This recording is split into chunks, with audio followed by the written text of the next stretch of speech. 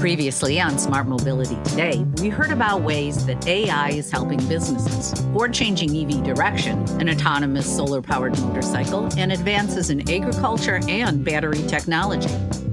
This week's show includes news about EV sales, drones as first responders, more junk in space, plus lots of AI in cars, on farms, and impacting our water.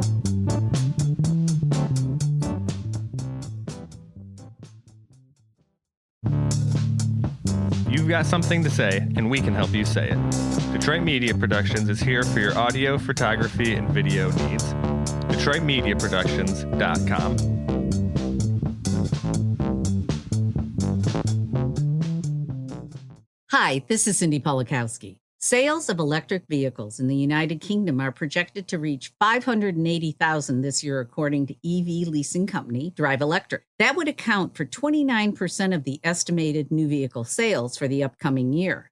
The projection is a significant increase from 2025, when EVs accounted for 23.4% of the new UK vehicle sales. A large part of those expected sales involve electric light commercial vehicles like electric vans. The 2026 growth forecast for those is a 50% increase, moving from 30,000 registrations in 2025 to 45,000 this year.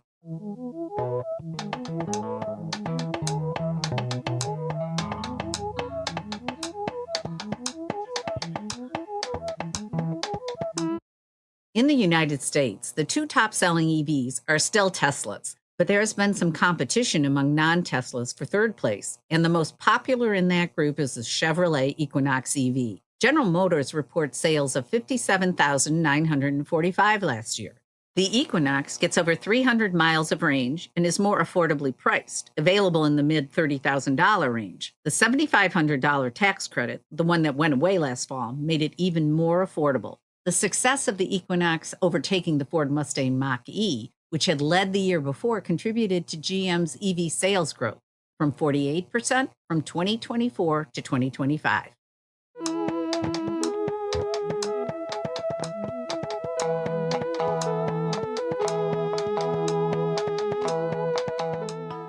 Reuters reports that in the U.S., aluminum consumers face record high prices, primarily due to steep import tariffs and critically low domestic inventories. Costs have increased by 40% to over $5,200 per metric ton since tariffs were doubled in June of 2025.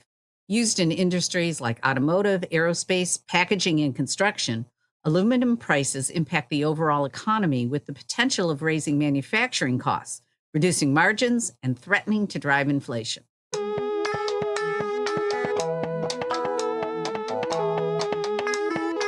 And speaking of the U.S. economy and consumer challenges, LA Times reports that the elimination of tax credits for solar panels and batteries, as well as residential heat pumps, will make it more expensive to electrify a home in 2026. That's before adding the impact of tariffs and Made in America mandates. A 30% federal tax credit for solar and battery installations was eliminated at the end of 2025. The typical solar and battery system tax credits were worth about $10,000. Contractors eager to protect their industry have embraced a lease-to-own model, with solar leasing credits in place through 2027. Installers pass on the credit benefits to the homeowner and then turn over the ownership after a certain number of years, ultimately transferring that ownership.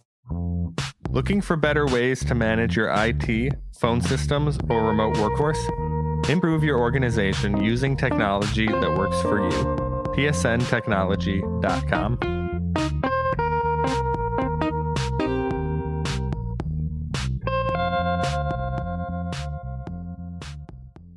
At the 2026 Consumer Electronics Show happening this week in Las Vegas, NVIDIA CEO Jensen Huang introduced Alpamayo, an AI platform designed to transform autonomous driving by introducing reasoning into AV technology.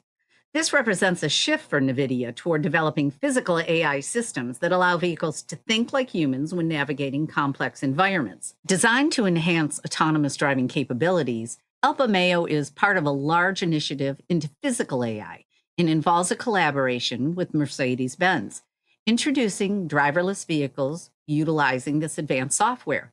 Alpamayo is an open-source AI model with underlying code available on machine learning platform Hugging Face.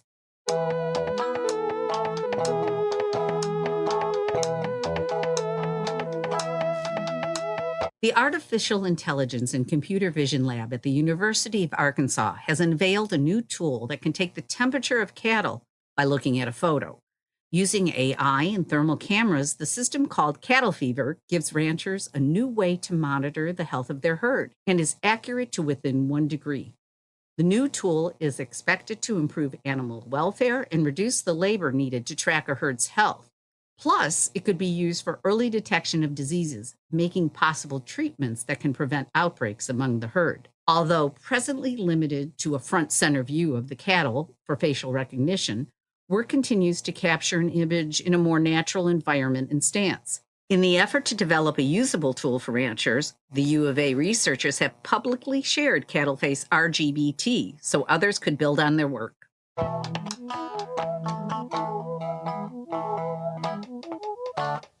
Residents of my home state of Michigan are always aware of how unique the Great Lakes are. You can see them from space. They provide fresh water, fishing, routes for commerce, and are great places for recreation. According to a report this month, our water infrastructure is under strain due to increasing demands from expanding data centers across the state. Most of the state's infrastructure is over 50 years old and requires long-term funding. Michigan has a gap of nearly $1 billion annually between what it spends on water infrastructure, what is required, and what it has to make up for in deferred maintenance. As communities prepare for the demands of new large-scale users of water, regulators in the state are faced with the job of enforcing environmental permits and inspections, monitoring the strength of the stormwater systems, and developing policies for large water users, with the goal of maintaining public confidence in the way Michigan's water resources are managed.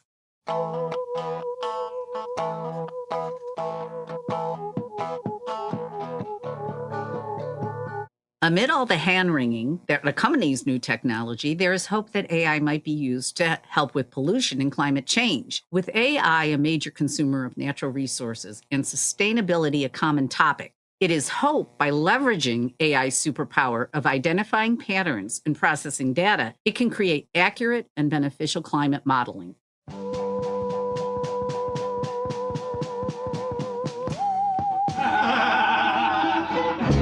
We will be right back. All right, ready. All right, I'm ready. That's fine. All right, ready. More water. I know. But I can give it a go. Presenting. Too many. I did. Hey, I shut put the door. a P in. Why it makes no sense. Okay.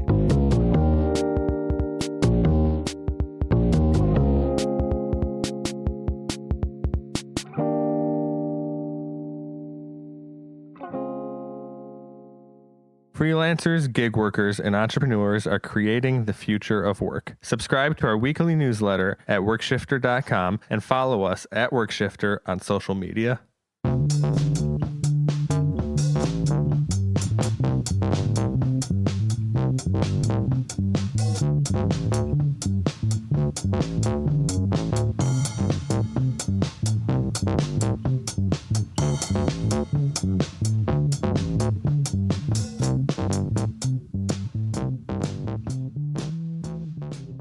In Bridgeport, Connecticut, a new Drone as First Responder program will allow police and fire personnel to deploy advanced drones to emergency scenes before officers or firefighters arrive. The city has used drones before, but this program includes models with night vision, thermal imaging, and the ability to be launched remotely. According to Police Chief Roderick Porter, the drones will give responders an immediate aerial view of incidents such as missing person searches, reports of shots fired, or dangerous vehicle pursuits, helping them assess situations more safely and effectively. Fire officials also expect the drones to improve their ability to evaluate building fires and direct resources more quickly, giving them a perspective not available before.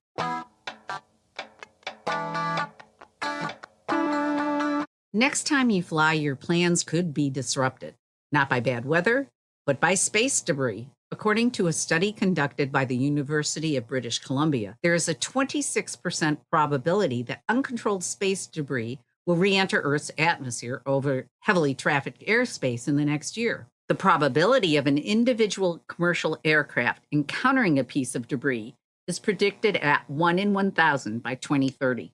That may not sound like a lot until you consider that there are over 100,000 commercial flights globally every day. The threat is not primarily from large bodies like rockets or old satellites, but from small fragments that are left after satellites re-enter the atmosphere and fall through the altitude where commercial airplanes fly.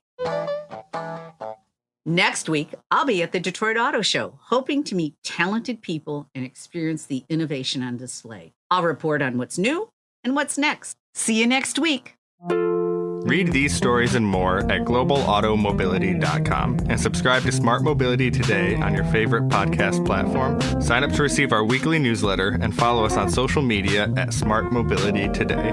Produced by Detroit Media Productions, this is Smart Mobility Today.